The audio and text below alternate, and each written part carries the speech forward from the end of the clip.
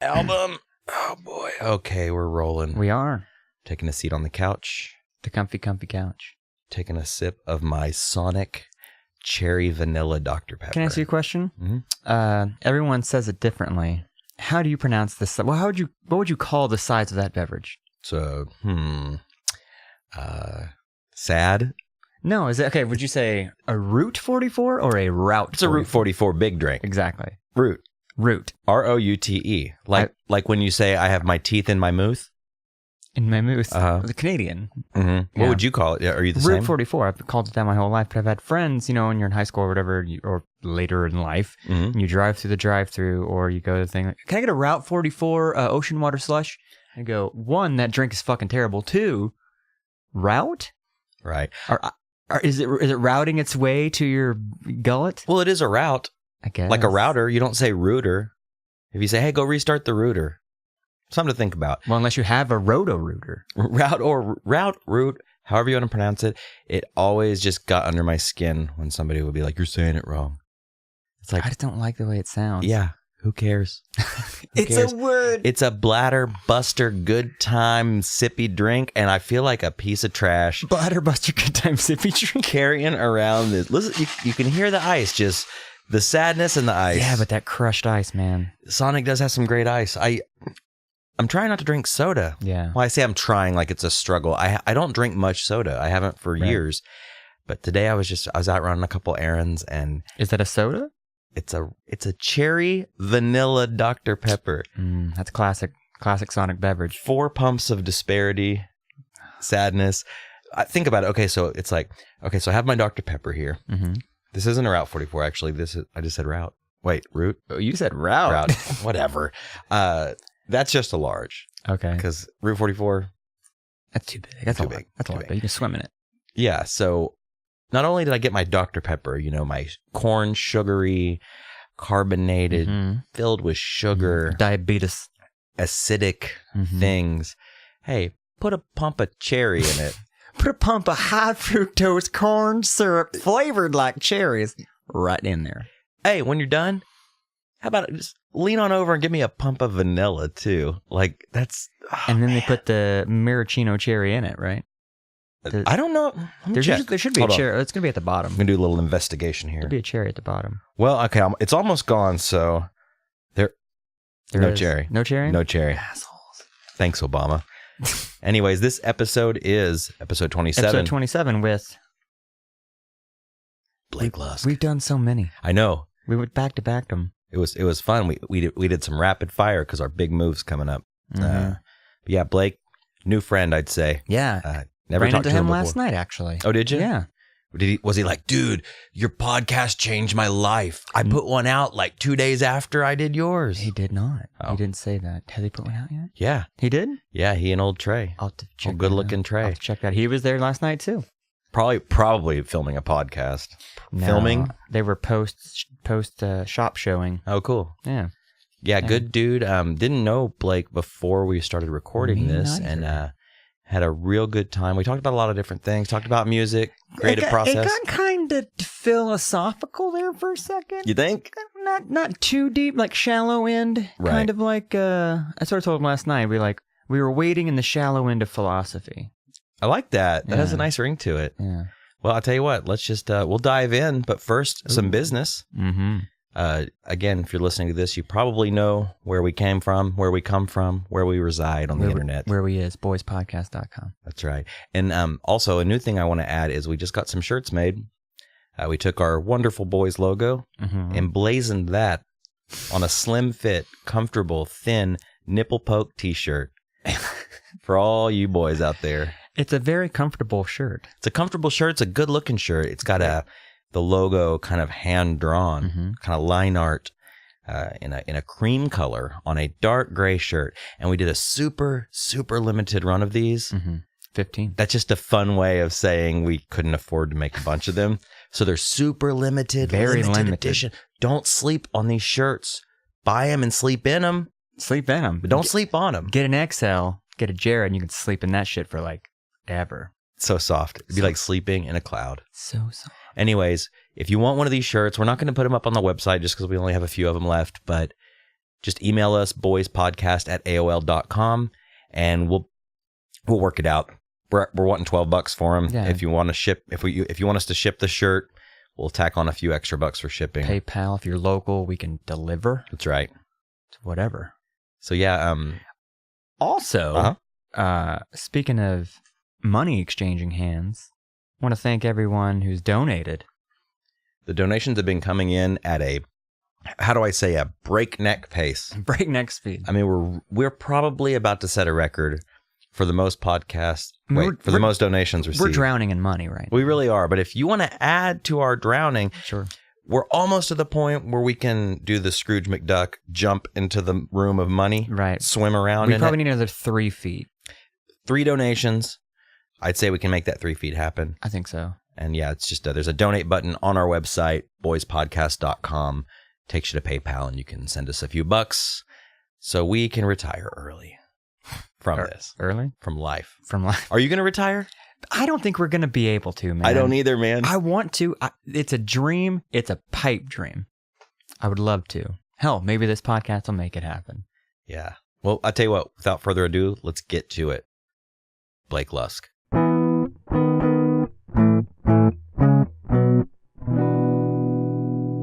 Okay, we're recording now. Boys, episode 27. 27. The 27 Club.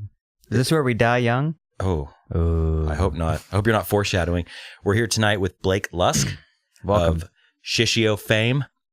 Thanks. Tape Gun Records fame. Blake Lusk solo act fame.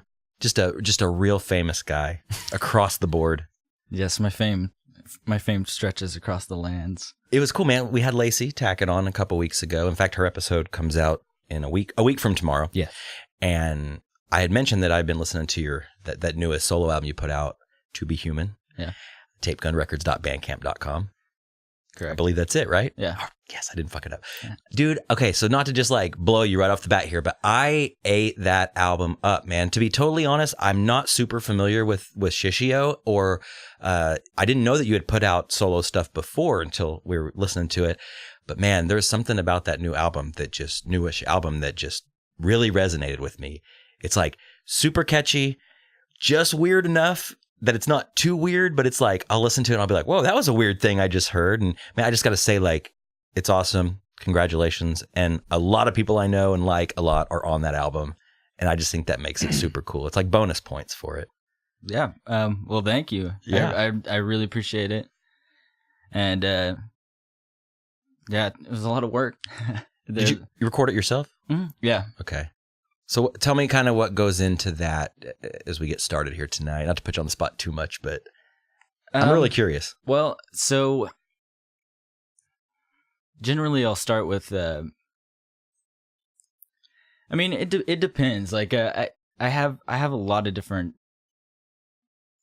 areas of musical taste, I guess, but, so it depends on kind of what I'm listening to for the day. If I'm feeling like really inspired, I'll go home and, you know, I might want to do something that's more guitar oriented, or I might want to do something that's synth oriented. Just kind of depends on how I'm feeling.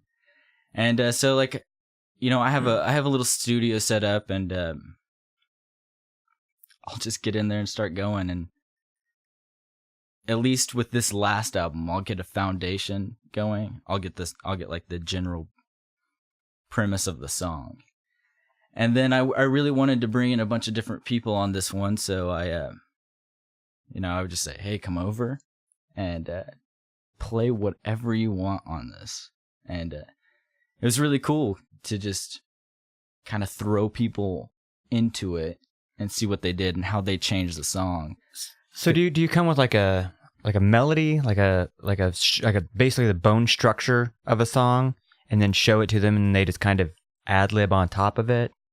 I mean, there are a couple songs where I had everything laid out completely, okay, and then I would have them come over and play on top of it. Mm-hmm. And I might, you know, there were instances where I would say I had a lead guitar or rhythm guitar even, and I would just, trash. You've been replaced. Yeah. That's awesome. You're this person's guitar work that they just did changed the feeling of the song. So now we're going to roll with that. I think that lends to kind of the somewhat, at times, chaotic aspect of the music, because it is kind of out there. It's different. And I know, I talked to Lacey. I texted her the other day. I was like, I don't know Blake. I'm sure we met in passing or something, but I was like, I don't know him. So like, you were in a van with him for a while. Like, throw me some stuff I could talk to him about, I was like, other than music. And she said, yeah, you're into like avant-garde music as part of your palette, I guess you'd say, and that you're a dog lover and dog owner. So I was like, okay, 2 things that I'm into also. So it's a great place to start. You don't own your dog, man. She owns me. Yeah. Ooh, that was almost a Trump. That was, yeah. She owns me. It's fucking sneaking in, man. The other night I was out on the back porch and having a long conversation with our friend Matt. Mm-hmm. And I've been working on my Trump. And it's so easy to do. Like anybody can do that. Sure. But that was really good. But it's been sneaking into my vernacular, and like I'll be talking and I'll just hear just a little hint of Trump every now and then. I'm like, whoa, I gotta fucking put a stop to that right now. One of those things that starts as a joke and then it's like, uh-oh. Yeah. Oops. Or it's like, you see people wearing the t-shirt and it's like it reminds me of the old NoFX t-shirt that had like George Bush on it, Jr. Yeah. And it said like, not my president. But I'm like, you're still wearing a t-shirt with George Bush's face on it. And more people are probably going to see that than the little text underneath it. So I got to stop trumping. It's bad. Stop trumping. Hashtag stop trumping. It's terrible. Stop. So anyways, yeah, To Be Human, man. I love it.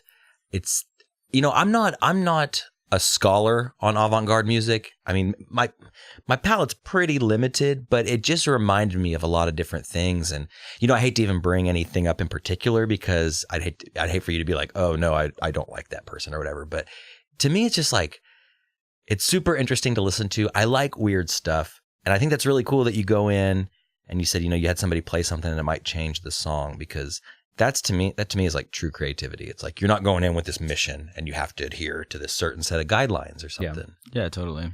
And then going like to listen to Shishio, like honestly, like Austin Tackett, a buddy of mine, he was like, and Atlee, like they've talked about Shishio. I've heard that band name for a year or more, years at this point.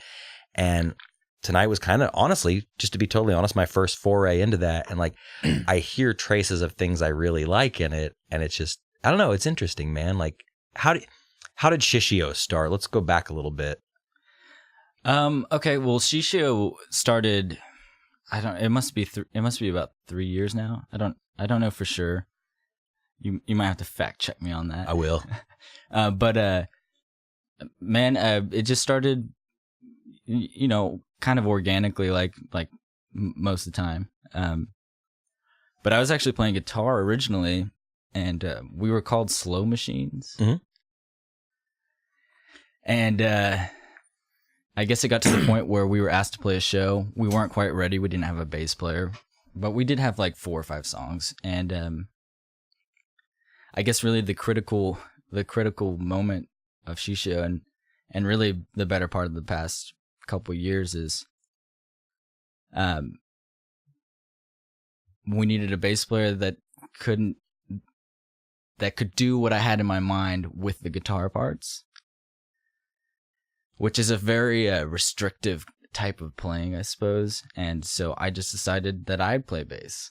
Okay. And that's kind of how that started. And that's how a lot of the songs start on To Be Human, is with bass lines.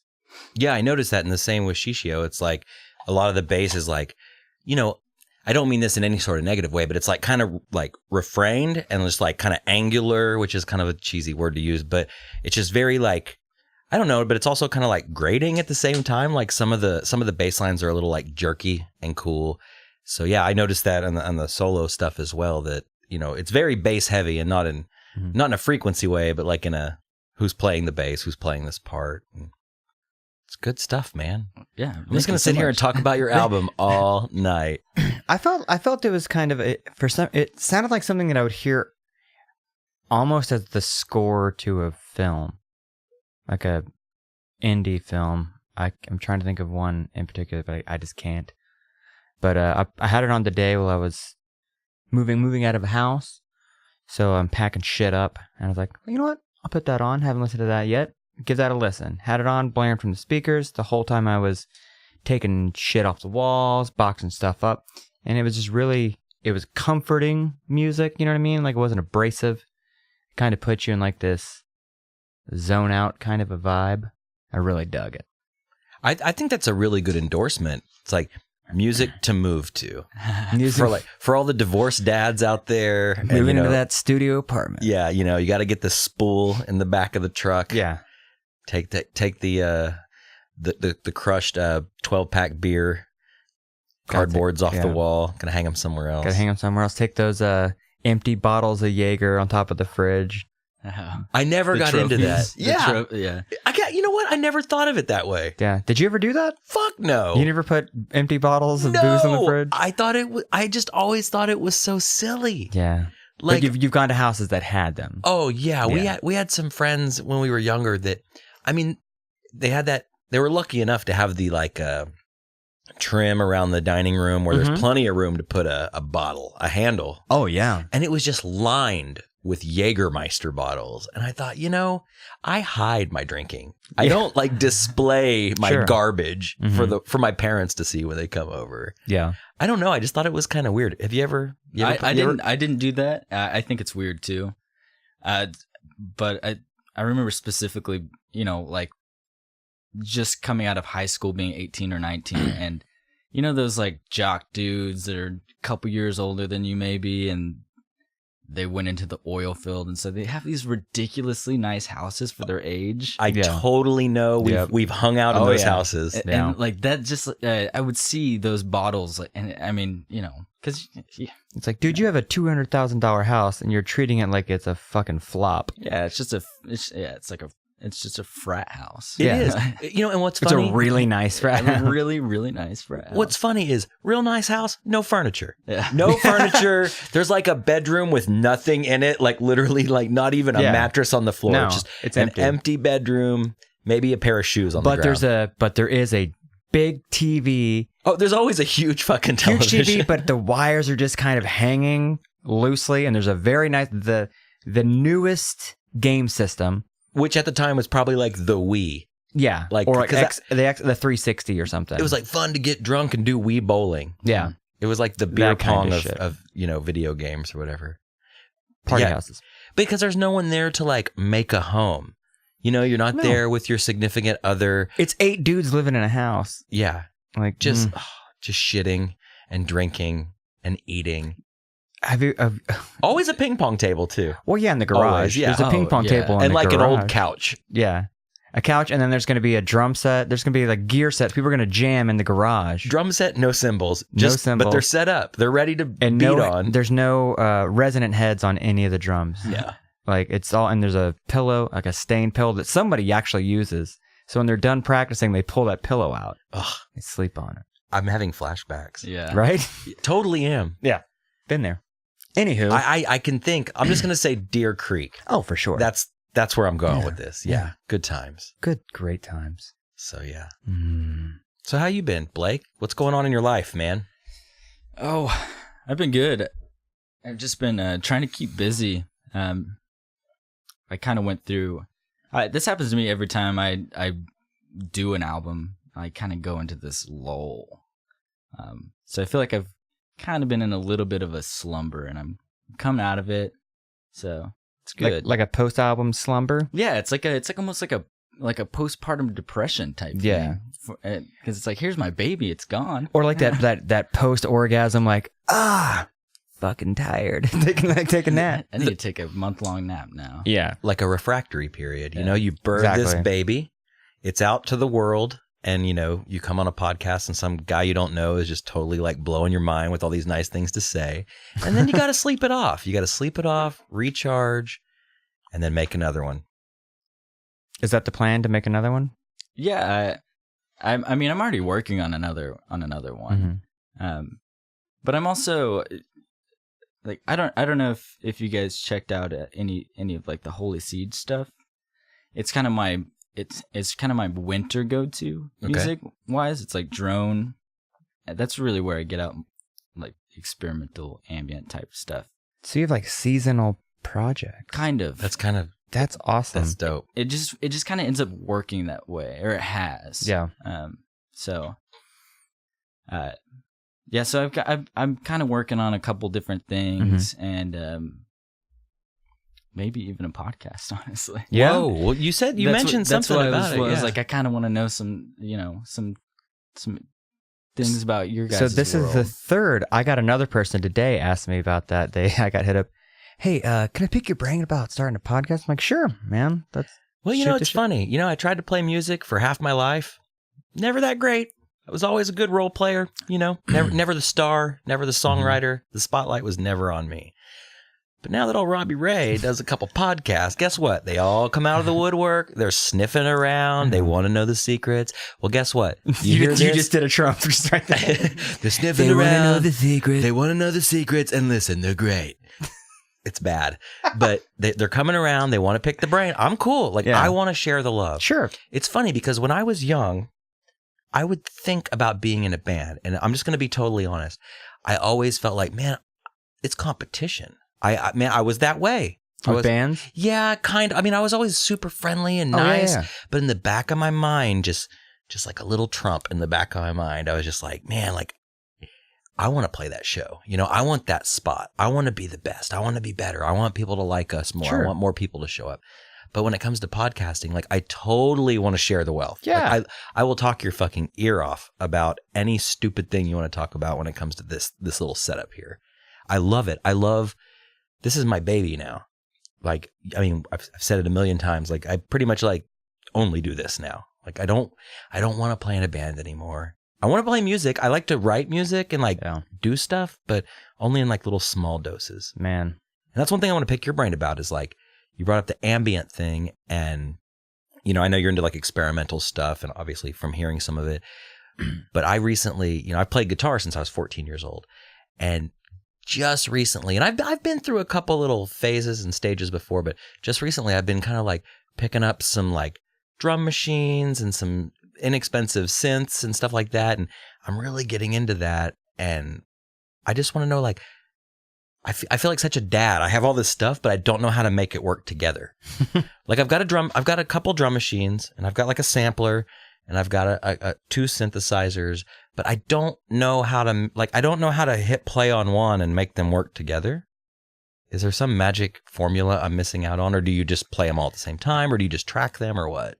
I'll typically track things, but as far as formula, who knows, man? There's no formula, right? There's no formula. Okay, that's what I needed to know. It's really just fucking around until you I don't know. Until something clicks. Until something clicks. Well, Robbie, talking about seasonal projects, Robbie's been talking about doing a Christmas project where he makes a Christmas album of synthy kind of shit. And he was asking me about that because I don't really do it much anymore. I don't have time to. But there was a time when I was writing a song a day, and it wasn't out of any I have to write a song a day. It's just you go back to your little jam room, wherever the fuck it is, and you're in there all day. Something comes out of it. You know what I mean? It's that kind of, you just got to sit down, plug something in. Doesn't matter what the fuck it is. A guitar, a bass, keyboards, or just mic up a drum kit and just play a drum beat for a little bit and then loop that shit. Then you just got something started. You just go with it. Mm-hmm. That was a Trump also. Just go with it. That's exactly how my solo album is. I mean, that's what I would do. It's I'd go home and I would lock myself up in my room, grab a 6-pack, maybe of Anthem.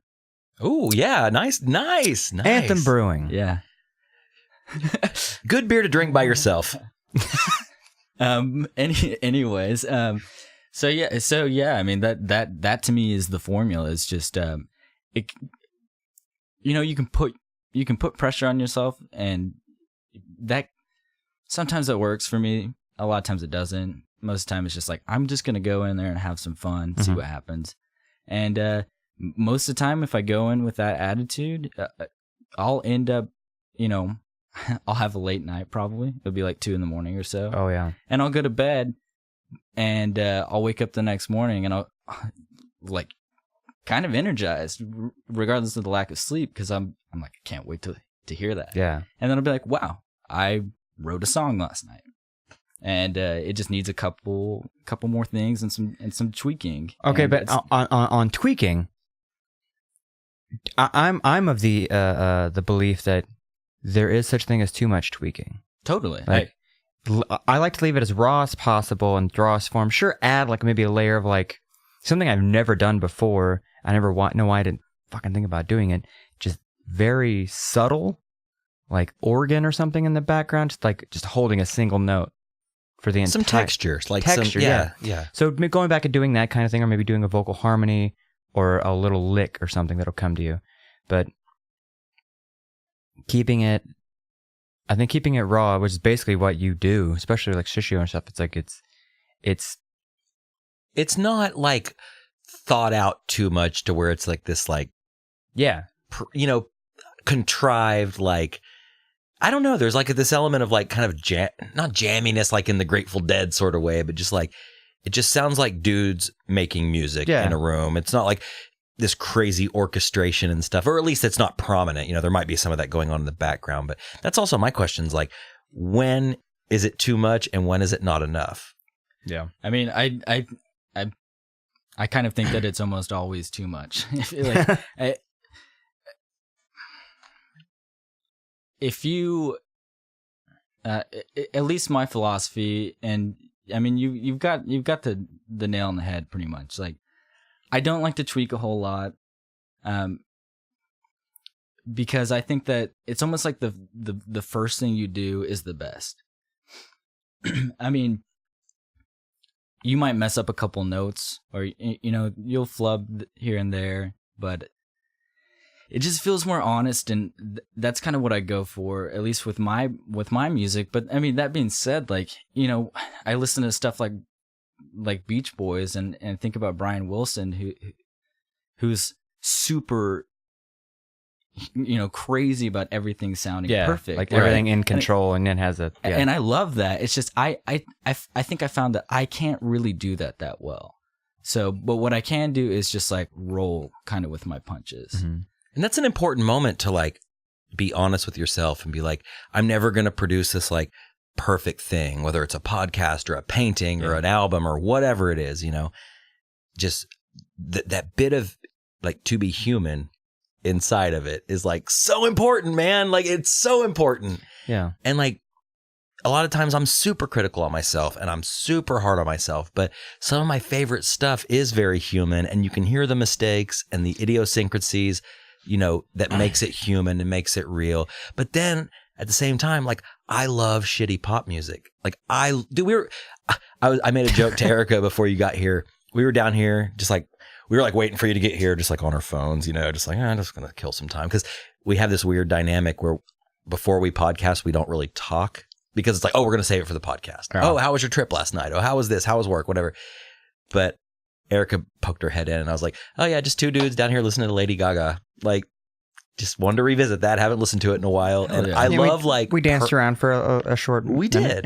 But I love any like pop album that comes out. Oh yeah. I listen to, like, whether it's Bieber or Beyonce or Lady Gaga or Katy Perry or Rihanna. It's made for that. It's made to be formulaic. It's made to go in your ear and have an effect in some just surface level way. It's not meant to. It's not. None of that shit is meant to last, dude. But some of that shit fucking cuts deep. This year, I mean, this year's been incredible for pop music. Mm-hmm.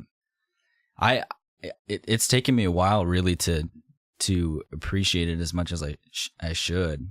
But I mean, I've been eating pop music up this year, so that's kind of fun. And give me an example. So I guess, like, for me, what I consider pop music, I don't know. I guess everyone can have, different ideas or interpretations, but I just consider anything popular. Right. Sure. So like, I mean, that's the word, right? Pop. Well, yeah, but music? I mean, pop music is, well, so for instance, like the Frank Ocean album. Okay. That's more of an R&B album, but I consider it pop music. And I love that album, by the way. I actually haven't listened to it yet. It's on my. Got to. I have a famous Spotify list called New Shit, and it's on there. I just haven't got around to it. I've seen a lot of people talk about that. That's something weird that you say now. Like, I haven't heard people talk about it. I've seen people talk about it. Oh yeah, I've seen you post about that. Yeah, it's great. And people are talking about this Frank Ocean thing. I'm like, and my mind automatically thinks about Billy Ocean. I'm like, it's Billy Ocean. Is that Walking on the Ceiling? Was that Billy Ocean? Get out of my dreams and into my car? Caribbean Queen. Yeah, that was okay. Him. Walking on the Ceiling. Maybe that's him too. I don't know. But that's what I think about when I think about Frank Ocean. And yeah, apparently it's shit that I need to hear that I just don't have time to hear. I do have time to hear. It's quite popular. I mean, it's really popular. But hey, make a playlist and share it. Okay. Yeah, I can do that. Or just listen to the album. I don't want to hear the whole album. I just want to hear the jams. But then everyone are they all jams? They're pretty much all jams. They're all great jams. All right. Taking the middleman out here. Just listen to the whole album. Start to finish. You're just going to play it right now? No. I don't know. I have somebody calling. Okay. The rest of this podcast is dedicated to Frank Ocean. It's just a shitty, tinny iPhone sat on top of the microphone. That's what we do now. Frank Ocean. What else? I love that Rihanna album. Man. Do you like it or no? I haven't dug deep into it, but I'm gonna be.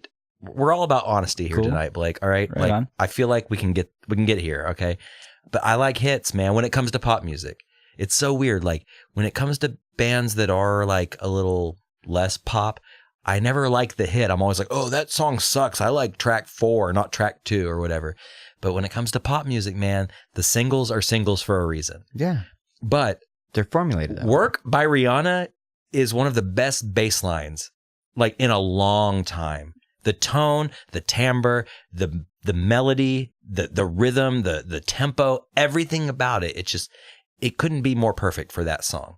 Yeah. And the video is awesome too. I love that song. It's great. It's got some seriously interesting components of music that I love. Like interesting synth and great bass lines. I mean, like that's what I'm saying about, I guess, pop music this year. It's really showing some teeth. Yeah, totally. For at least for, as far as I'm concerned with music. And it probably has in every decade or so. I just have always written it off, because that's part of growing up, being a music listener and maker. Pretension. It is, man. It is. It's something everybody battles with. Yeah, and you mentioned like being in a band and being competitive, and yeah, I mean, I definitely felt that, and I think there's still some of that, and I think a part of that's fine, but not in a hateful, juvenile way. No, I think now, Rob, you said that. I feel that, not really so much now, but definitely when we were doing Since We're All Here, we would feel that why are they playing that show? Why are they opening for that band? We should open for that band. We've all felt that. We're a pop punk band. They're not even a pop punk band. That kind of shit. And who hasn't leaned to their buddy with their beer breath after practice and been like, we're better than them. Like, we all know that, right? Sure. We all know that, right? But now, like, the youngerlings, like Blake and what have you, and a bunch of everyone else. Everyone we work with. Else. The Cherry Death, everyone. Yeah, we work with children, but we're they're awesome. fucking dads at but work, the thing is, man. It's crazy. Everybody, it seems to be like a family, and that sounds really cheesy, but like, there's like 19 people on the Cherry Death record? Like, that's fucking cool to me. That's something that never would have happened when we were in our 20s. Like, getting friends together to play on our, like, yeah, but I mean, I should probably play that lead guitar part because I'm better. Like, just dickheadery. Yeah. Dude, I can't remember the name of the song, but when I was editing Lacey's episode down, we picked a Cherry Death song to play like in the break. And I can't remember the name of it, but it starts out with like the they're like humming or whatever at the beginning of it. I cannot remember for the life of me the name of the song. I know I could just look it up, but damn it. We got to get Tim on here because I want to, dude. But going back to my point, that song, it just put me in this like happy place. It's just like beautiful. There's just something so endearing about it. Yeah. Yeah, it's been interesting to see Tim's growth as a musician the past like couple years. I remember one time he told me, he's like, man, I'm just trying to plant seeds in people's heads with my music. That makes sense. And I was like, oh, wow. I met Tim. He was playing bass in and a pop punk band. And then he and I played in hardcore bands together.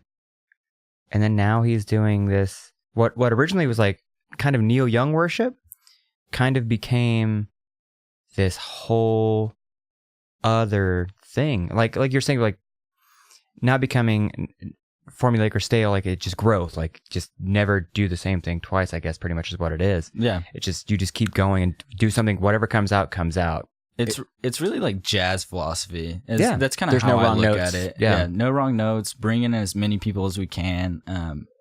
Specifically like jazz movements of like the avant-garde style. Like, but and I mean, you mentioned that it's almost jammy at sometimes with Shishio. And Yeah, I mean, it is. I mean, it's taken from like the jam or like the jazz. Right, not jammy in like a fish sort of way. No, jammy and like you said, like dude just playing like, let's just do for 3 measures, let's just dick around and see or whatever. Well, and sometimes it's kind of like, it's kind of jammy in this like driving kind of like krautrock sort of way, where it's just like do do do do do do do do do do, and it's like repeating over and over to where it almost becomes like trance-like after a while. Right. And again, not in the music way, but just like it's this plodding, loud, kind of like rhythmic. And I love that. Like I could listen to that for like 10 minutes straight. Yeah. When it comes to that kind of music. That's my shit, man. I love rhythm. I mean, I love that driving rhythm stuff. And I don't know if you guys are familiar with much like no wave stuff. A little, yeah. That's another big like trigger for me, I suppose. Because there's some great no wave stuff that does that, but with just kind of off putting notes. And so you're just sitting there and you're listening to this like over and over again until it becomes, it makes sense. It makes sense eventually. I always equate it to like row, row, row your boat. Like when you hear that round of that when you were a kid, it sounded so fucked up and like kind of nauseating. But after a while, it becomes this rhythm of its own. And then you start hearing it, and it's like hearing a foreign language. It just makes sense after a while. Yep, totally. By the way, the Cherry Death song is called Cool Rush. Oh, yeah. That song fucking rules, man. Like I'm like humming it on the way to work the other day. That sounds like a Mountain Dew drink. Yeah, Cool Rush at Taco Bell. But the thing about Tim is like when I met Tim, I saw him as like this J Mascis worship kind of guy. Because of like the noisy guitar solos and shit. And then, yeah, with some of the new Cherry Death, it's definitely like one time I saw them, they sounded like Neil Young. And then the next time there was dueling saxophones for like 10 minutes straight. Yeah. So that's cool. Yeah. Like, but the thing about like bringing it back to me, because I always do, is I can never like, I love the idea of avant-garde music and like experimental stuff, but I've always been like kind of compartmentalized and like kind of hard on myself again with like structure and playing guitar. Like I just wish I could just fucking let go, man, because I know I got a lot of cool stuff up here. Yeah, playing the guitar is like one of the worst things you can do for yourself musically. Right? I mean, yes and no. I say that kind of as a joke, but whenever I pick up the guitar and try to write a song, like I have more trouble breaking like barriers. Mm-hmm. Do you feel limited? I feel way more limited on a guitar than I do even with a bass. Because it's definitely just a mental thing, because there's such similar instruments, but as I'm playing the bass, I allow room in my mind for whatever guitar is going to happen on top. Right. So that allows me the spaces between. Yeah. As opposed to playing guitar and thinking about bass, I'm wondering how that bass is going to enforce my guitar. Right. So that's how I've been operating the past 3 years, which, by the way, that was an epiphany of my own. But yeah, it's definitely like it's made me a better guitar player playing bass. It's crazy. Like if I could go back in time, like I would pick up the bass or the drums. Like, because I suck at the drums. Like, I love playing the drums, but I'm terrible at it. Oh, I am terrible. I can hold a basic 4/4 beat. You know this, Josh. Sure. But then I go to try to do any fill and it just falls apart. It's just ridiculous. It's sad. But I like to play bass also, and I think that's kind of my middle ground. Like, I wish I would have been a bass player because, you know, you grow up, you get your first guitar. In my case, there was like 3 or 4 of us friends that got their first guitar around the same time. And everybody's playing guitar, and you're like, well, somebody's got to play bass and somebody's got to play drums. And then somebody's dad has a drum kit or their uncle has a bass or something. And man, like, I just wish I would have gotten really good at bass when I was a kid. Because I love the idea of bass, and I love the refrain between notes, and the fact that even though it's, you know, quote unquote simpler because it's only 4 strings, there's really more complexity to it because you're not like strumming chords and stuff. To me, writing a good bass line is harder than playing like a chord progression. I definitely agree with that. Yeah? Yeah. Dude, I knew we'd be best friends. Josh, start a new podcast. Sorry. Blake and Rob. Yeah. All about bass guitars. Just the bass cast. We just interview bassists. I play bass. Welcome back. Welcome back. All right. Welcome back. Yep. And guitar and drums. See you guys later. Too much. Am I doing too much? Am I overdoing it? Yeah, you are. Sorry. You're like the Trump of instruments. I play them all. It's great. They're all equally great. No, drums are probably better. It's more fun. Dude, you have a great Trump. I think you're like underselling your Trump. I don't think so. I think it's terrible. I hate even saying his name because we should just stop saying his name. Fuck him. Right. It's like Beetlejuice, right? We're going to listen to this in like a year and we're going to be like, oh, when that he's was president? So cringy. Oh. Knock on wood, dude. Let's talk about music some more. Yeah. Would you hand me one more of those Anthem beers? Sure, bro. That'd be great. Actually, let's just take a break real quick. Be right back.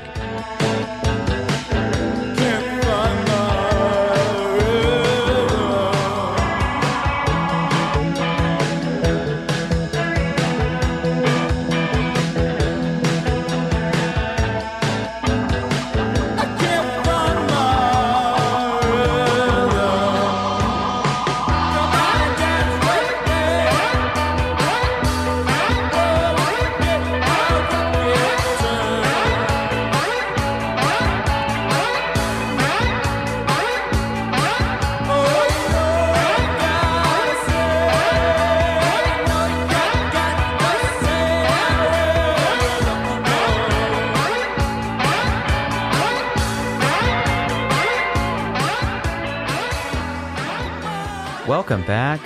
Robbie, I beat you to the fucking punch. You did. I was going for it. I know. And you beat me to the punch. I did. Welcome.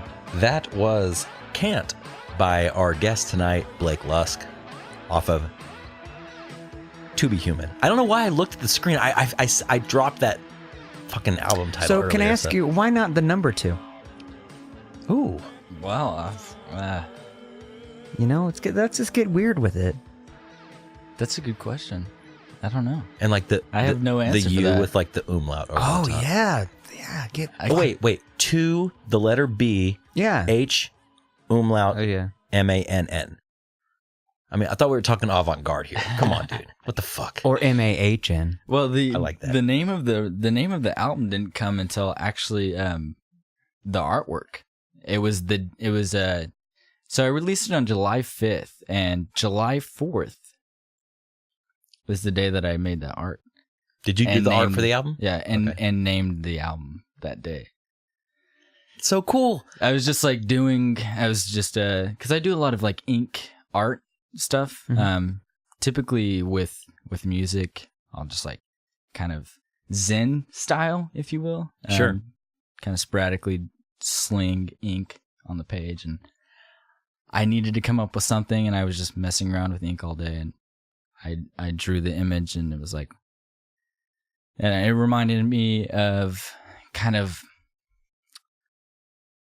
like old school, like old school is kind of a silly way to put it, but like a primitive style drawing of an interpretation of what a human is. Right. Yeah. And so it's just funny how it worked out, because the album is actually, man, it's heavily influenced by my mental illnesses, depression, anxiety, and failure and success. And so it was just like, wow, okay, cool. To Be Human. Yeah. It all worked out. Totally makes sense. And that's the thing I hear in the album. It's like, it kind of has this like man, I hate to throw this word around, but it almost kind of has this like schizophrenic vibe at times. And I mean that in the most complimentary way possible. But, with the different sounds and the different vocal deliveries and the beats and textures and everything, it kind of has this like, ADD kind of all over the place vibe to it. But I think in a modern culture, modern society, modern music, like that's kind of the norm now. So like this weird avant-garde, if you will, sound kind of is the norm now. Like I hear that in a lot of pop music. I'll hear something I'll hear a pop song and I'll hear something that's just totally weird, totally left of center. But I think that's almost like expected nowadays. To do something more than just, wow, wow, wow, wow, wow, wow, wow. Well, you're going back to the Lady Gaga. But I'm saying like something more than just like a fucking 4/4 beat, like throw something else in there. Yeah, totally. Like you said earlier, that weird note that's just slightly off. Yeah. That's happening in a lot of pop music now. Absolutely. It should. I mean, when's the last time you guys listened to like NSYNC? Or, I mean, which it's not that I ever like listened to NSYNC. Here, dude. Whatever, dude. I can see your NSYNC tattoo. Oh yeah, I got your tramp stamp. Did it say it says bye bye bye on one arm? Yeah, and then you've got the NSYNC doll from the other one, and the 98 degrees with the tribal sun around it. I get it, dude. He's a boy band fan. Man, I actually recently I was high and someone put on some NSYNC and it is so well produced. It's insane. Like I mean it is too perfect. Mm-hmm. Like it's too perfect. And so it's so good on pop music to accept the qualities that's reality. But call me a naysayer or a fucking negative Nancy or whatever you wish. What if they're doing that purposely? Like they're like purposely putting in a quote fuck up. You know what I mean? Or some weird thing to purposely make it sound. Well, you know what I mean? That's a great argument. Not to get Alex Jonesy on it, but that could be a thing. Yeah, I mean, I guess as far as that goes, it just depends on look. So you guys doing your podcast, you want it to be, you're doing it to the best of your ability, mm-hmm. right? And I think that's like there's like a certain respect that comes along with doing things in a heartfelt way. But also, maybe not. Maybe it's maybe you as the podcaster or the musician or the visual painter, artist, or whatever you're doing, you actually are doing for the like a larger social sense for the consumer, right? And if in that argument, I would say that. If you don't know that it's planned, right, and you take it as it's not, mm-hmm. then so be it. Sure. Then I mean, you kind of pull as the artist, you pulled a fast one maybe, but if the point still comes across, sure. But I feel like that would be hard to do. I think like manufacturing a mistake or a flub would be a difficult thing to pull off personally. Well, they manufactured, I guess, punk rock in a way. Have you heard of that band, 3 Seconds to Summer or 3 Seconds of Summer? No, 5 Seconds of Summer. 5 Seconds of Summer? Right? Or 30 Seconds to Mars? Well, 30 Seconds to Mars. That's Jared Leto. Jared Leto. 5 Seconds of Summer is that... Have you heard of this? I've never heard of this. It's a boy band, but they all play instruments and they play, quote, punk rock. But dude, okay. It's terrible. I get that. But you know what? So did the Beatles. They went on to be this amazing, psychedelic, weird band. But when they started, they were 4 guys in their little suits with their little mop tops. Playing and they cover were going, songs. ooh, and it was completely contrived. I mean, not to take away from the Beatles. I love the Beatles. But come on, man. Those early Beatles songs were pretty lame. Yeah. Were they? No, I don't think they were. I mean, I think they were. Look, to me, there's a huge split in my mind of things done well and things done honestly, and I think both are fine. And so it's all so subjective that it's almost like ridiculous to talk about. Right.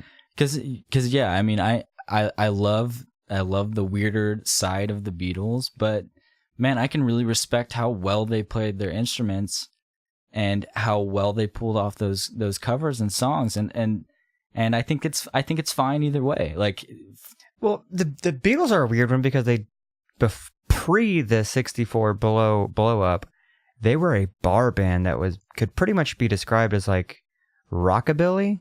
I think they were kind of, yeah, I can hear that. Like just beer swigging, rock and roll music, and then they're like, let's put on some suits and maybe play a couple of blues riffs. That's the weird thing about the Beatles is because like going way back, you know, yeah, they had their leather jackets and like the kind of pompadour, kind of like greased hair. And then, yeah, they took on this persona of like the suits, the shaggy hair, you know, and then, I mean, from there it just went haywire. The hair kept growing, the suits went away. They did, yeah. And they started wearing like fucking caveman outfits. Yeah, pretty much. The Rydolda. Was it when they went to India and they studied with Maharishi that guy, that dude, that fella, the like transcendental meditation dude. Yeah. And so I mean that's cool. That's cool because I mean I feel like that was like a good natural progression of humans that we watched. In 5 years they did that. Yeah, that's so insane. That actually I always forget about that. Yeah, it was a short amount of time that has lasted. I mean, forever since then. Forever. And will always be. It probably will always be. But what could be a better idea? Like, okay, so we do our time. We're playing our little, like, what do they call that? Scuffle? What's that beat they played? I don't know. It was like a skiffle band, I think. I don't know. That sounds totally lame. Skiffle? I think that's what it's called. Skiffle? It's like... Shuffle? Maybe shuffle. I don't know. Maybe I'm getting it totally wrong. Skiffle so we start out weird. These guys, like, you know, playing our little, like, cheap, shitty, like harmony guitars, silvertones and what have you. Silvertones, yeah.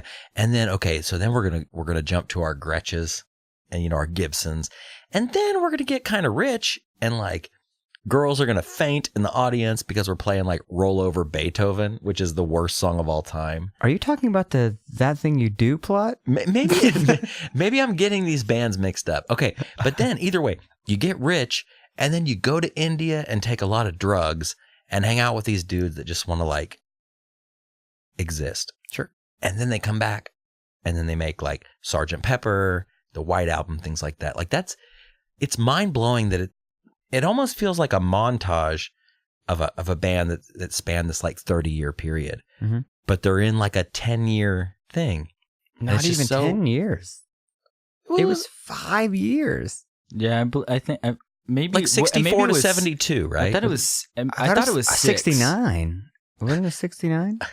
Sure was. I thought Let It Be came out in 70. Did it?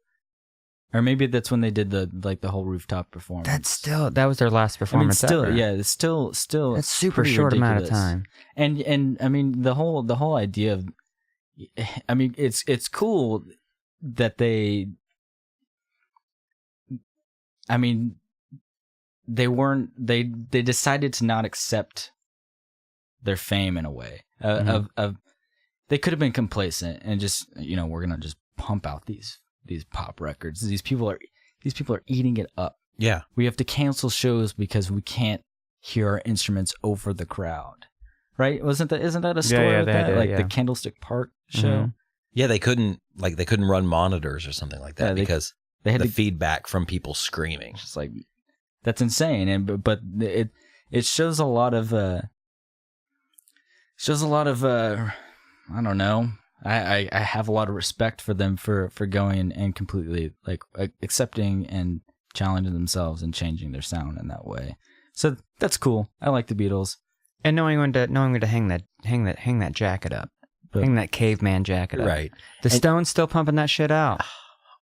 Would you say they're pumping it at this point, or no, are they still, Weekend at Bernie's style, like being held up? Man, it's sad. Like I was always a Beatles guy. Like, you know, Beatles or Stones. What would you say, Blake? Are you Beatles or Stones? Oh man, I think the Beatles probably be. Well, I don't know. I love the Rolling Stones, but they definitely, stole way more heavily from black culture than the Beatles did, and there's a lot to that to me. Right. But I'll throw in a third opponent there and say Beach Boys because they're my favorite from the era. I would definitely agree. And it's silly. I mean, and it's funny. Okay, and this is why we as young kids are competitive against our other bands, because we're sitting here talking about which band is better when they're all their own thing. Yeah, and they're also like 60 years ago. Yeah, right. And they're all pretty brilliant. Like they all had great careers, and sure. I mean, so it's just funny to me, I guess, like how. Well, everyone does the same thing. Zeppelin, Pink Floyd. Yeah. I say neither, but that's just me. Shit. I go Pink Floyd personally. All right. Metallica or Megadeth? Metallica, dude. I go Metallica. Sucks. Yeah. Okay. Yeah. They don't suck. Okay. Whoa. Hold on. Trump, settle down. Megadeth does not suck. They're great. They're great. Is Megadeth? Listen, the best thing that Dave Mustaine ever did was leave Metallica so they can make a better record. Man, enough about the Trump. Okay, anyways. But no. Regardless of who we pick, irregardless, there are nights where I will, maybe have a couple glasses of wine or, hang out at home, and I'll put on like Sgt. Pepper or, Sympathy for the Devil or something like that. And I feel it, man. Like I get to this zone in my brain where I'm like, God damn, if I didn't wish I was my age or younger, if I was in my 20s when this was cool. Because my aunt was super into the Beatles. Mm-hmm. She gave me several like original Beatles albums from when she was a kid. Mm-hmm. Like she went down with her 5 pence or whatever it was back then and bought these albums and like gave me them. And, you put that record on, you're in that kind of state of mind. And man, like, I just feel like I'm taken back. And I'm like, God, I would trade so much to go back and hear this when it was new. Yeah. I don't know. It's just like mind blowing to me. Like that it can still resonate for us now. In that aspect, yes. But every other aspect of time travel, if you want to talk time travel, is then you're stuck with segregation and all the other bullshit that goes along with being in 1964. Yeah, I mean, yeah. I'm white. But it doesn't matter. That's like, true. It doesn't. My aunt loved the Beatles as a young white girl with perky breasts. Like, she was fine. Whoa. She was told... I haven't told you about my aunt thing. Oh, your aunt hot? Oh, she was. We'll get into that. But, like, if you were to time travel, Blake, where would you go? Would you go to the future, past, right now? Caveman? The dawn of time. I think I'd probably stay. Really? Yeah, I don't really. I actually like being able to talk about the past in the way that we can, because it's a conundrum, I think, to even think that being back in the 60s that you would hate the Beatles when it came out, like. Sometimes I think things just need to ruminate through the ages, and maybe you're a Glenn Campbell guy. I mean, you very well could have just been like, fuck this rock music. You could have been the dad from Footloose. Oh, you're not dancing in my town. Not dancing in my town. Get your rock and roll out of here. Well, but if I could, I guess, I mean, really, okay, so to entertain the thought, I would probably go to the future. That just because, okay, are we going back? Is this a one-way ticket time machine? Well, you're going to go to the future, but you also have been to the past, so you have this like great scope of everything. I'm scared of the future. Like I don't know about the future. I grew up in like a Christian household. Like I was raised in church. Sure. Bible Belt. Yeah. Me too. Yeah. Most of us were. I would say most everybody that have been on Boys so far has been somewhat influenced by the Bible Belt. By the Lord. By our Savior. Our Lord and Savior. Yeah. But it made me be scared of the future because like even now, like right this moment, things are happening that I was warned about when I was a kid. Quote. It really Warned about, yeah. Yeah. Like, so as far as time travel goes, like I'm kind of afraid of the future, but I also love like this dystopian view of the future. Yeah, I was actually having a conversation similar to this last night, and I think that every generation is scared of the future, and for me, I'm getting to an age where I am actually scared of the future. Like I was talking about AI and how jobs are going to be done because AI can do everything and whatnot. But I remember because I'm probably I'm probably a little bit younger than you guys. How old right? are you? I'm 27. Okay. 35. Okay. 34. So I remember like whenever 2000 was coming around. Oh, Y2K. Yeah, and everyone's freaking out about Y2K, and I was just like, whatever. Like, I mean, I must have been 10 or something, but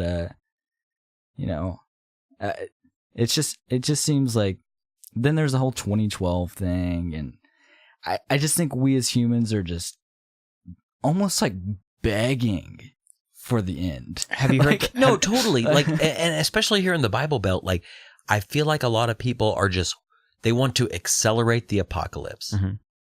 Especially like going to church, like, oh, God's coming back.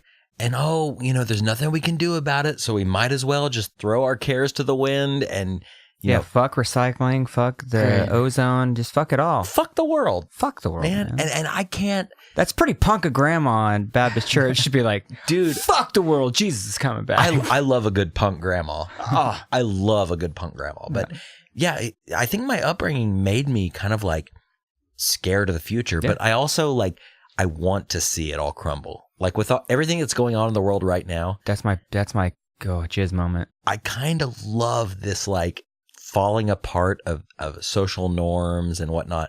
But at the same time, man, I don't know. It's like, it's basically like growing up. It's like moving out of their parents' house for the first time, getting your own place. And at first you're like, fucking awesome. Total freedom. This is great. And then the reality of life starts hitting you of like, oh, I have to pay these bills or my shit gets shut off. So you go through life being like, okay, I gotta do that. So it's the reality of, it's the joy of, fuck yes, let this all crumble. Like just let it burn. However, it's the shit. Well, then that means there's an outcome to that. So am I ready to deal with that outcome? It's this old adage that I remember my dad telling me when I was a kid. Like, man, when you're my age, you can do whatever you want. If you want to eat ice cream at 2 a.m, you can do it. But you know what? Now that I'm older, I never do that. Yeah. Like I don't eat ice cream at 2 a.m. because I don't want to have the squirts in the morning or feel shitty. Fat. No, yeah, or whatever. And it just doesn't sound good at 2 a.m. And it never happens. It never happens. And that's the thing, with growing up in a Christian culture, it's there are no streets of gold.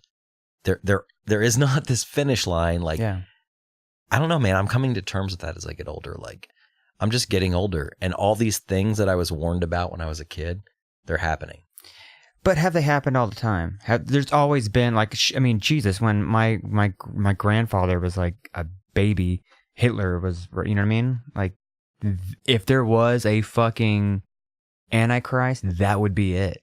And you can go hundreds of years before that, Napoleon and all that shit. There's always going to be I guess, not tribulation period. You know what I mean? There's always going to be a signs of the times. And it's all about how you interpret those signs. If you want to see it, it's there. But it doesn't necessarily mean that that's what it is. Blake, thoughts on Hitler? Pretty bad guy. But I mean, there are lots of bad guys through history. Sure. I agree, and I think also through getting older, I've been struggling with these concepts as well. But I've been listening to a lot of philosophy podcasts lately because, why not? Sure.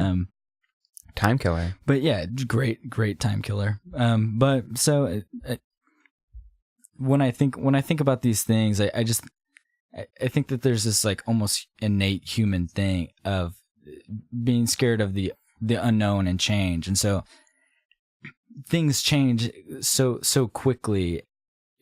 It's almost like by the time that you get around 30, it's like the world is already changed so much. Yeah, and it is. I feel like it's really accelerating too, but that's also paranoia of the inevitability of my death, maybe. Yeah, like so. I think that's what it all stems from. Is that like it? Yeah, it's the fear of change, the fear of the unknown, but it's ultimately the fear of the biggest unknown of what the fuck happens once the lights go out. Yeah. So. And that's going to happen. And it's going to happen. And that's the thing is like as you get older, that it's going to happen becomes it's happening. It is happening. Like, dude, when I was in my early 20s, never thought about death. It was the finish line. You couldn't even see it.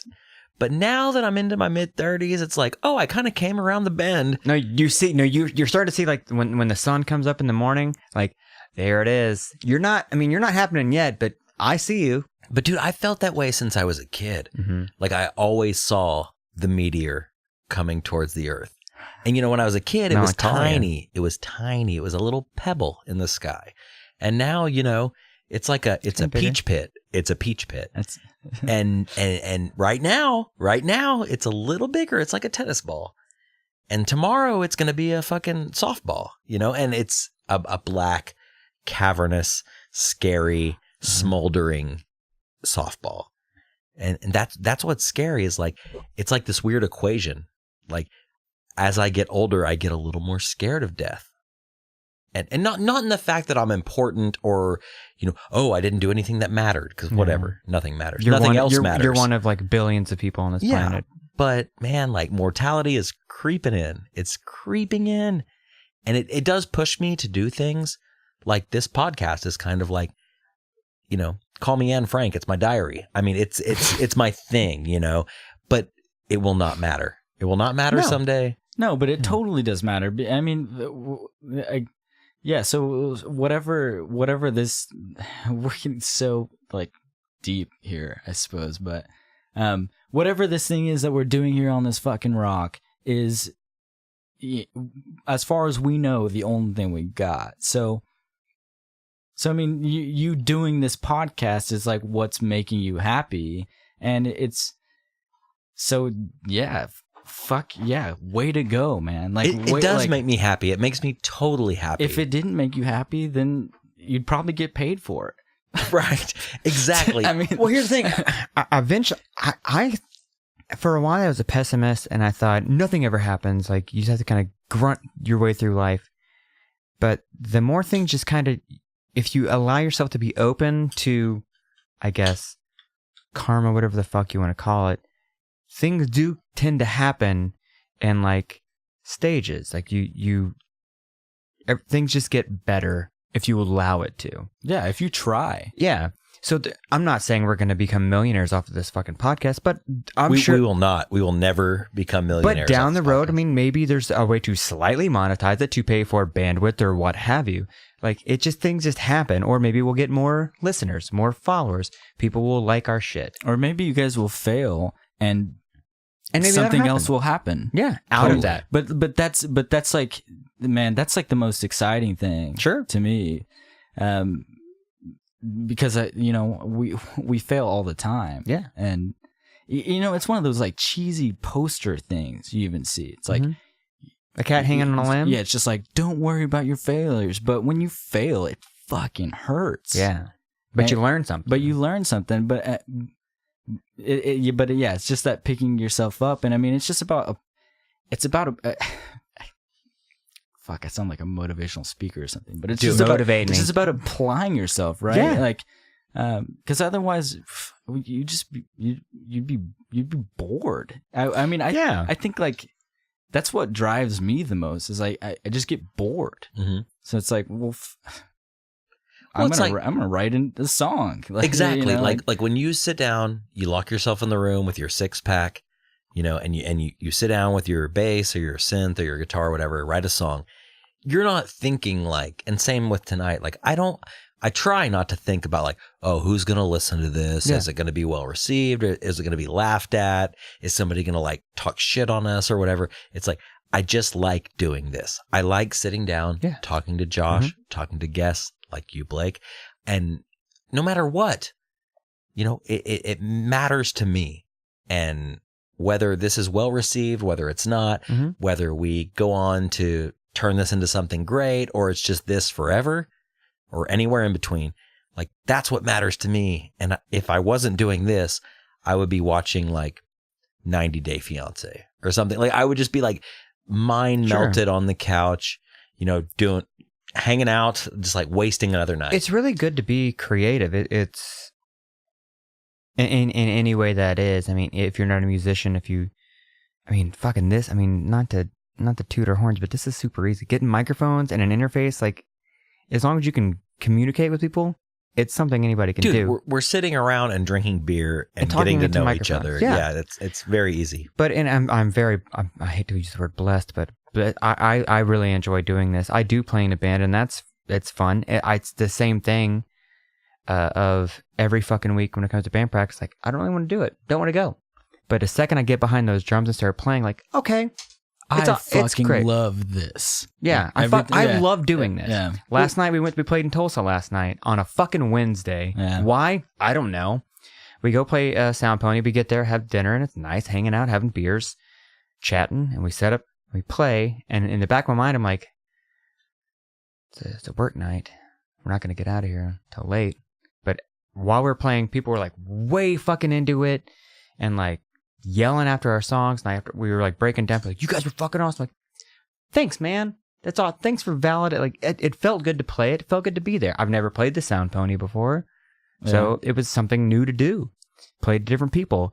It sucked. It was fucking tiring. You get home at 3 a.m. Shit sucks, but it felt good to do it in that time, to be creative in that time, and to show somebody else your creativity. And do you find that to be selfish? No, I've heard that. Not at all. Playing shows, like we're social creatures, man. So like, okay. So I think it's a fucking myth for people to be like, I do this only for me, because you don't total do bullshit. You don't do it only for you, because especially if you say that and you go out into public and do it. Fuck you! You're lying. Yeah, and it's fine to do it for other people. So stop acting like you're someone better by, oh well, I do this for myself. If you truly did, then go move to a cave and do it for yourself. Yeah, you'd be in a basement doing it all the time, and no one's ever going to hear it. And I mean, there are people that do that, and I'm not saying I'm not saying fuck you for doing that, but like. We are social creatures, and it does feel good to get validation, because what we do, this podcast, like you don't have to do this. I don't have to make music, but I do, and it's hard work. And so like, yes, getting some recognition does feel good. Yeah. Now, do I need to do that to do what I'm going to do? No. But to say that, like, well, I mean, it's trite. It's just trite as hell. It's the same thing as being at your place of employment and a coworker or your boss comes by and says, doing a kick-ass job. I love that. It's like, thanks, man. Thank you. But it'd be different if you were like, hey, don't worry about the paycheck. I'm just here. I'm just here to like, no. Pay me. Yeah. No, pay me. No, like I love talking into a mic. I love hearing myself speak. But yeah, when I see that people are downloading this podcast and listening, like, of course that's why I do it. And if I was to say that I'm only doing this, it'd be like if we were talking into these mics and they weren't plugged in. Yeah. Like, no, that's not going to happen. That's creepy and weird. No, that could be fun. I mean, it's interesting talking to other people. It's like it'd be like that kid in Wet Hot American Summer. Yeah, he's doing the radio show to nobody. But the mixer is not even on. Like, creepy. So creepy. But I don't know. I mean, I guess we got into a little tangent there. No, but, that's good. That's good. Okay, so Blake, you brought up something really interesting online that I was doing my stalking to get ready for tonight, and you brought up like cassette culture. Oh, and I kind of wanted to talk about that. Oh man, I see with cassette culture, I really feel like I don't necessarily have a place to talk about it, because what do you can you preface that? What do you mean by cassette culture? Just being a musician or any kind of label in this day and age, making cassettes. Like, yes, I've only done it for 3 years or so, and I mean, there are people that have been doing it since the 80s, you know, so I do have a little bit of reservation with it, especially like being in like a DIY like punk community, because those dudes work. I mean, they work hard at that, and they have for a long time, and I don't know. I don't know. I don't know how to put it into words. How I feel about like inserting myself into like a cassette culture thing. I merely just want to be able to help people release music, especially the weirder stuff that doesn't maybe have a community around it. Is that what Tape Gun Records? That's what Tape Gun Records has been, and you know, in the terms of failure goes, it's been an up and down with Tape Gun Records. Like because there's a lot of not making money happening. With it, and so it really kind of just depends how I'm doing financially, or if there's people that are doing weird things that fit, I guess. But I don't know. I mean, I love doing what I do. I'm going to continue to do it. And I love whenever I can help someone put out a tape, or I love putting my own music out on tapes. It's a lot of fun. Like, I mean, like printing off J cards, cutting them, folding them up, dubbing the tapes. I mean, it's an awesome thing. And I'm glad that a lot of people do it still. Yeah. I was always opposed to it. Like I've played in hardcore bands with a couple of, again, I call them Ross Adams bands, but classic. I don't know if that's a bad thing or not. Played in a few, but every band has put out a cassette, and each time I'm like, why the fuck are we putting these on cassette? Because I'm not a part of that. Like, I was not a part of that cassette culture. I'll tell you why. Can I interrupt Sure. here? So, like, growing up in a cassette culture, like a true cassette culture, when that's all that existed. Going back to that, it's like, it's a nice little, like, I don't know, it's just a nice little trinket to have. Sure. You put the download in there, or, you know, you do the Bandcamp nowadays, but like, I love the cassette just in the fact that you have this like tangible thing that you can hold on to, and it's kind of nostalgic for older guys like us.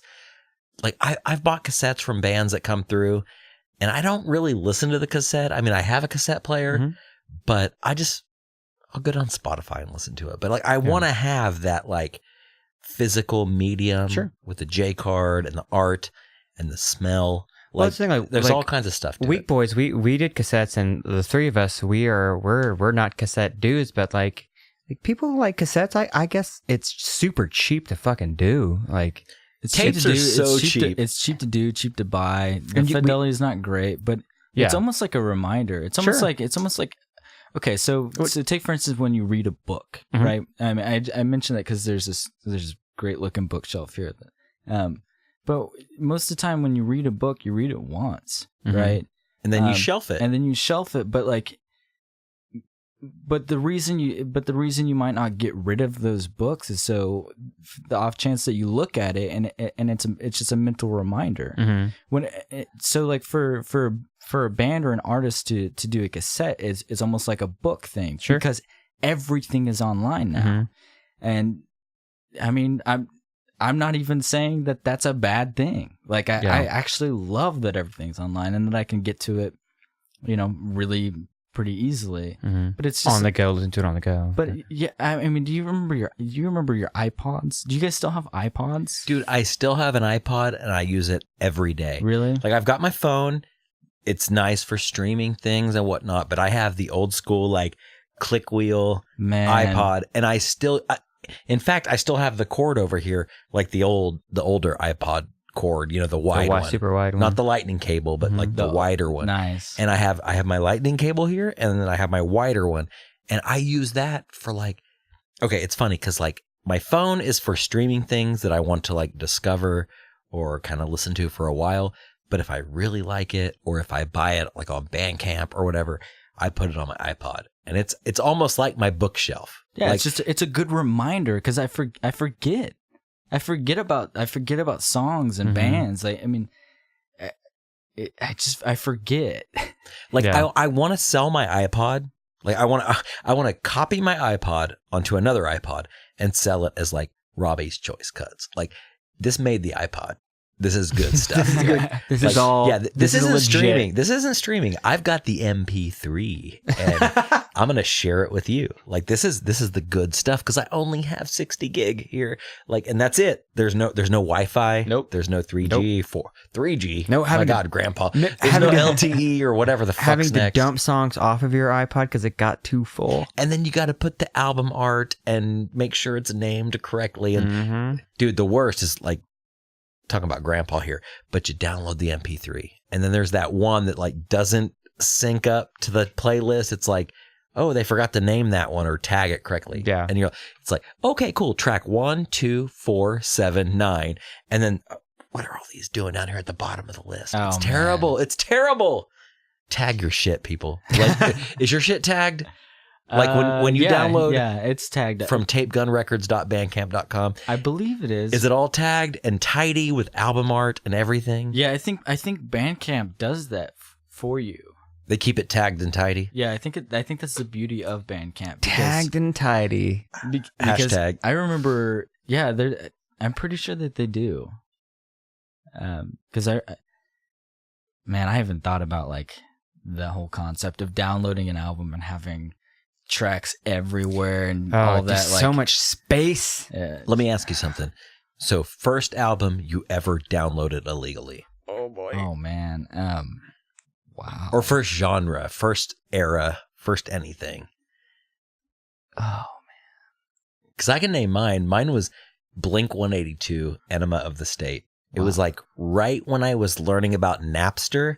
Yeah. And what was it called? Morpheus, Kazaa. Yeah. Like just completely decimate your computer. Yeah. Like just, give me that album and then give me a virus too. Tell you what.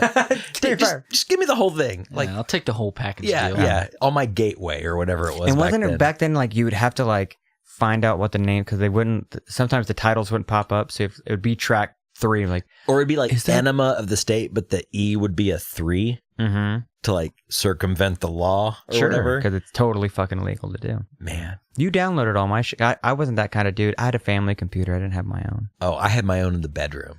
And it was just like a jack station and MP3s. Like that's all it was. With a dial-up phone jack going into the kitchen. Rob, get off the phone. I gotta call your grandma. Quit jacking off. Man, I'm trying to think of the first thing I downloaded, and I can't remember, because I have an older brother, and he was the one that probably started doing the illegal downloading. But I remember distinctly sitting on LimeWire. I think LimeWire was like the one of my age that lasted the longest, maybe. And just downloading everything and just like reading blogs and just downloading shit just to just because I can. Yeah, it's there. And I throw it on my iPod and I put it on shuffle and I listen to it. And it's like, if I didn't listen to it for a while, it's like, yeah, well, clearly it wasn't good enough. Yeah. You know, it's Better like, make some delete it. room. Yeah, because I'm doing this every day. Yeah. But as far as downloading music goes, I remember because again, I would just like scour blogs and just download whatever I saw, like look at names, similar artists on Yahoo, and would you download full albums or like I would do like songs? I would like get certain songs. Yeah, with LimeWire it was songs. Yeah, I mean you had to be like, man, you had to be real. I mean I don't know, maybe I'm wrong, but I think it was all songs, right? Like, you had to like know it. You had to know. So no, I would just download 3 songs of a band. And then dump it, and then get another thing and dump it. Yeah, like, oh, I love that band. I'm gonna download everything. Yeah. But I remember like discovering Velvet Underground that way, whenever I was like 13 or so, and I was drinking wine, and they're a great band to listen to while you're drinking wine. Yeah, and I was like, what the fuck? This is the best shit. And yeah, that was a huge point in my life. So thanks, LimeWire. Dude, I remember Appreciate you. Man, I dated this girl like when I was in my mid-20s, you know, rough and tumble, just kind of like getting drunk, hanging out, waking up, going to work smelly and disgusting. And we would drink wine and we would listen to Velvet Underground, and it was just this green magical that sweet green wine. Oh, so good.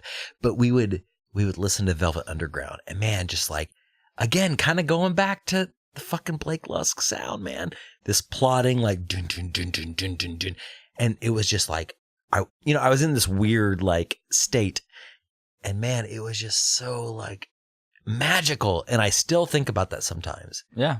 Not her, but the music. Like, I totally just remember this, like, this sounds like headache music. It's just like, whoa, how did this get released? Especially like 40 years ago.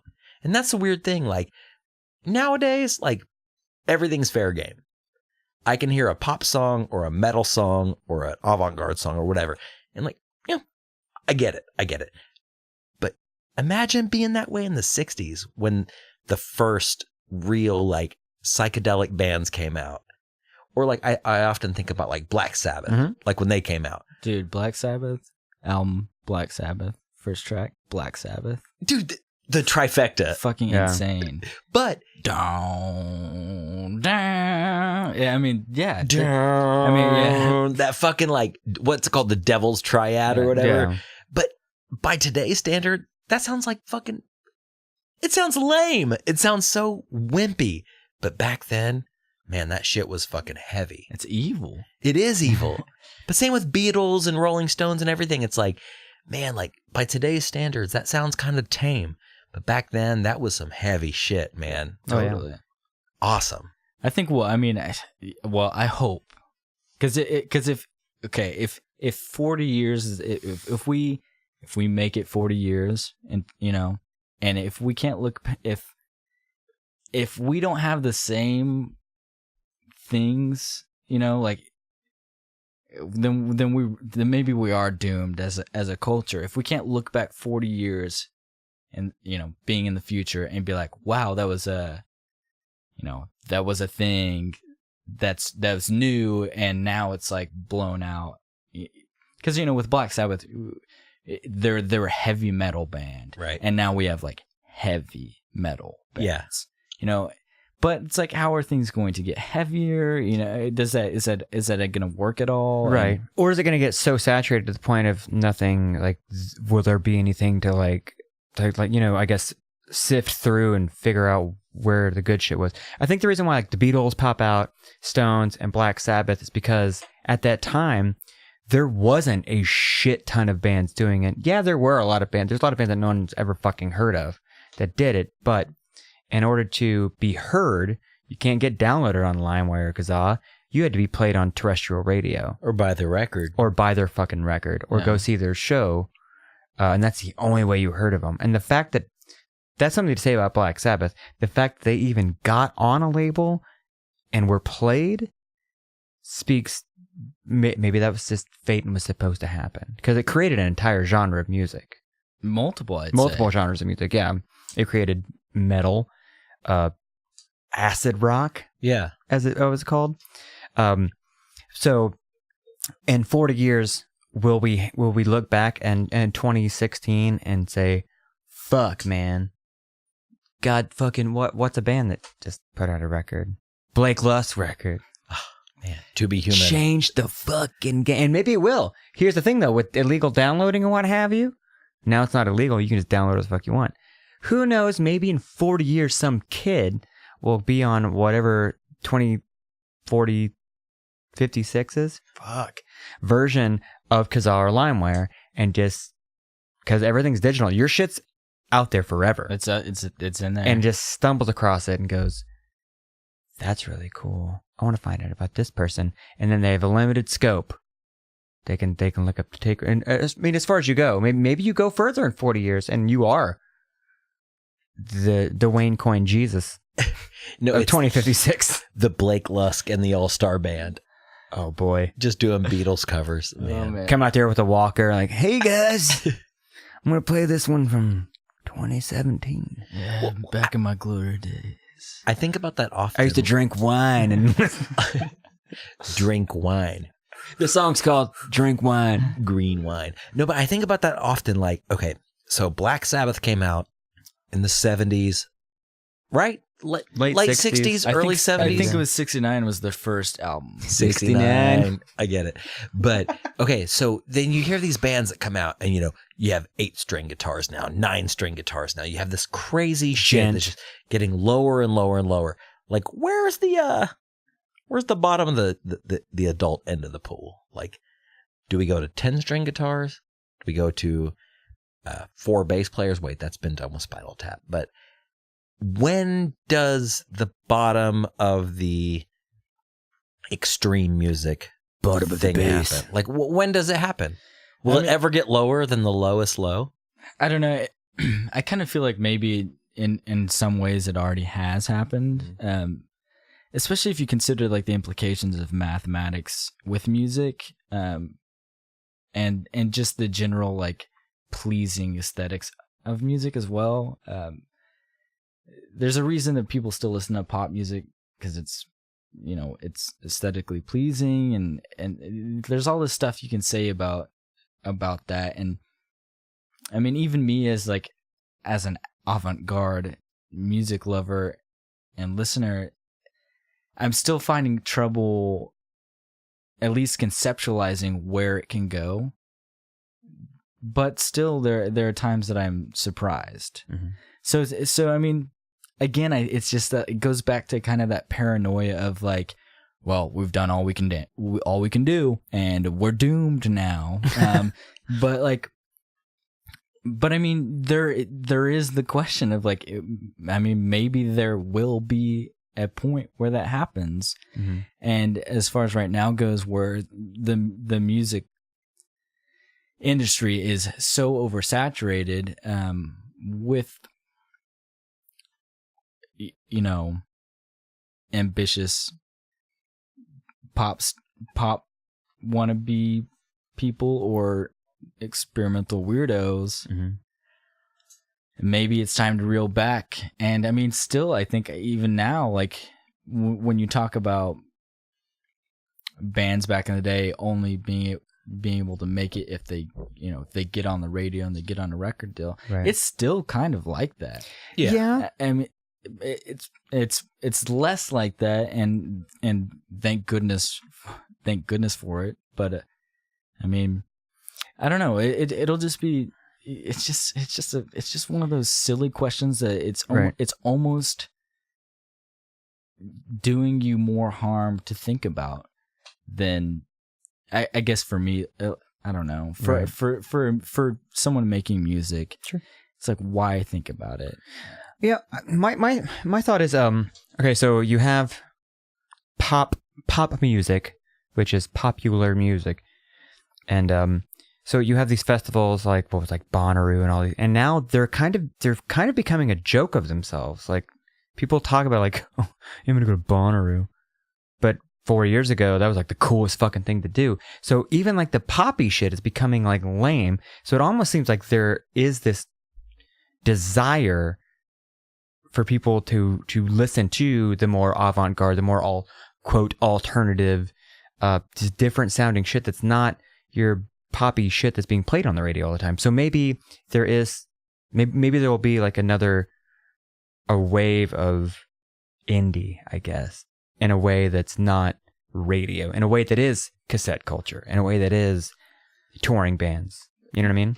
That was kind of my thought whenever I was trying to start Tape Gun Records too. Is like there's got to be some kind of tipping point where, because I mean, if you look back through history, that shit happens. I mean, that's how we grow as a community, at least through our arts. We continuously build up something until it's just too massive, and it can't be built up anymore, and so it topples over. And I mean, so I mean, maybe that's taking a hopeful outlook, at least as far as the realms that I'm concerned in, with making, music that's not perfect or on cassettes or whatever, and touring and being in this like DIY